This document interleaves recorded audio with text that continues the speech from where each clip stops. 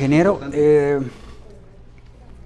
precisamente hablaba yo antes del corte de la población de más escasos recursos es siempre la más vulnerable.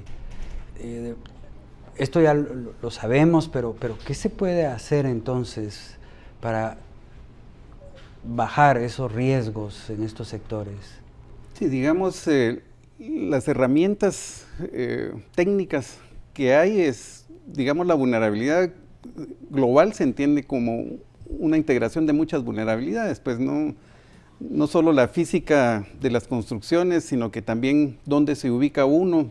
Y en ese sentido, digamos, cuando pensamos en la gente pobre y vulnerable, son las que ocupan las laderas, ¿verdad? Entonces, todas estas situaciones se van de alguna manera reduciendo si, digamos, las ubicamos en terrenos menos susceptibles, ¿verdad? Entonces, cuando las ciudades crecen, porque al final de cuentas la vulnerabilidad va a ir creciendo porque la población se va incrementando, no es que vayamos disminuyendo la población, va a haber necesidad de ocupar más zonas, ¿verdad?, para el desarrollo de proyectos habitacionales. Entonces,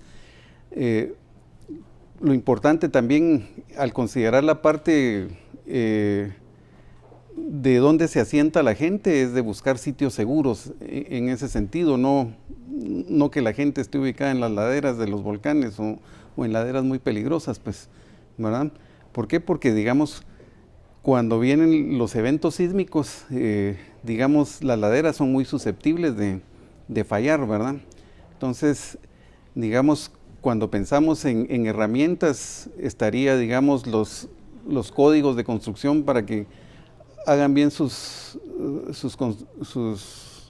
viviendas, y también para saber en dónde está uno ubicado, haciendo estudios de suelos y no ubicándose en lugares peligrosos, pues porque, digamos, la gente, por ejemplo, en Petén no tiene por qué preocuparse mucho de los temblores, porque no es una zona que se ve afectada como, digamos, nos vemos todos nosotros que estamos asentados a lo largo de la cadena volcánica, ¿verdad?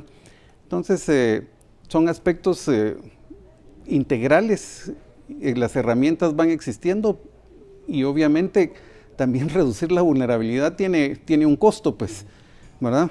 Porque otra de las herramientas que hay es, bueno, que todo el mundo empezara a cuestionarse qué tan vulnerable es la edificación donde yo estoy, ¿verdad? De tal manera de que, así como en el cuento del lobo feroz y los cerditos, ¿verdad?, el quien sabe mejor cuáles son sus debilidades y las puede rectificar, es el que se va a sentir más seguro en ese sentido, pues. Entonces, digamos, existe ahora también otra técnica de que evalúo la edificación, y si miro que no cumple ya con las especificaciones modernas, ¿verdad?, yo procedo a reforzarla, ¿verdad? Entonces, herramientas de prevención existen, y obviamente eso siempre tiene un costo, pues, pero de acuerdo a las situaciones, siempre va a haber que hacer análisis costo-beneficio de qué es lo que nos sale más económico. Pues, digamos, ahora el desarrollo se supone que tiene que ser sostenible y sustentable, y eso ¿en qué se basa? En decisiones ambientales, sociales y económicas. Entonces uno tiene que ir buscando un balance en ese sentido.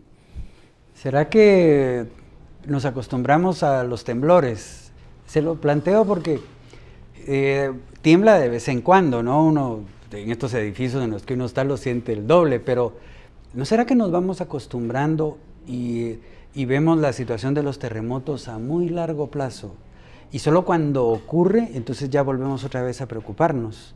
¿Será que pasa algo en Guatemala con este tema?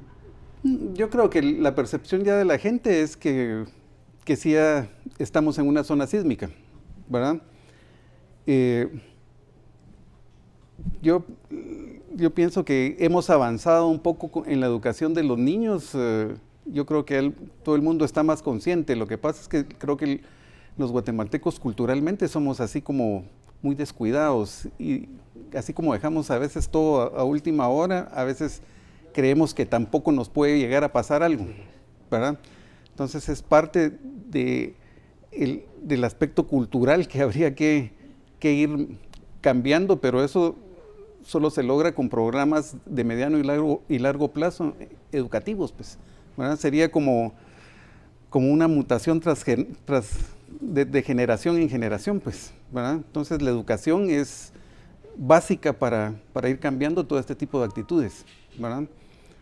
Pero yo creo que sí, ya con los medios y la comunicación global que hay ahora, ¿verdad? Ya tenemos en un instante qué ocurrió en Haití, qué ocurrió en Chile, y cómo fueron los tsunamis del Pacífico en el 2004 y cómo fue el problema en el 2011 en Japón, ¿verdad?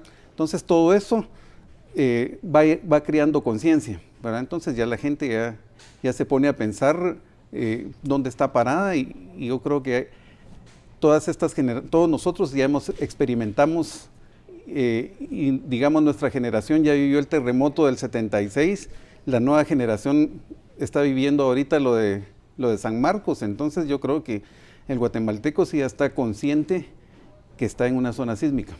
¿Pero qué hacemos? Porque yo regreso a mi preocupación, digamos, ¿no? Que la realidad de este país es que hay gente que puede construir bien, porque tiene los recursos, pero aquella que no lo tiene, ¿qué hacemos ahí? Bien, entonces son los programas que el propio gobierno y en sí toda la sociedad tiene que ir creando esa conciencia, ¿verdad?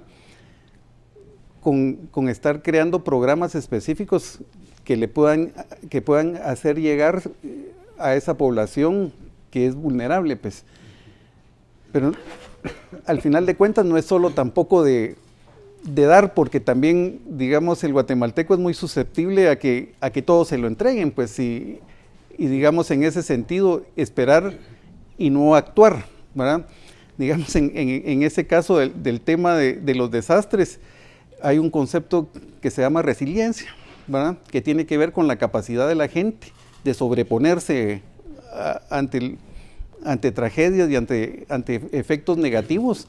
Entonces, no podemos nosotros comparar cómo son las actitudes de la gente en Occidente a cómo son en Oriente, porque culturalmente, digamos, tenemos diferencias, ¿verdad? Entonces son muchos aspectos los que hay que ir trabajando para ir haciendo esos cambios, ¿verdad?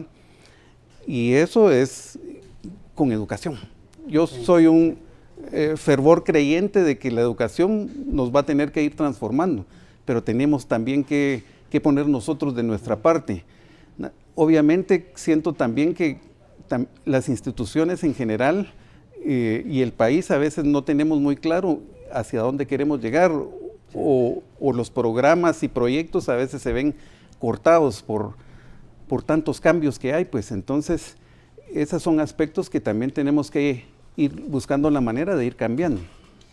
Bueno, vamos al último corte comercial. Estamos con el ingeniero Omar Flores Beltetón, hablando sobre los terremotos y la situación propia de un país como Guatemala tan vulnerable.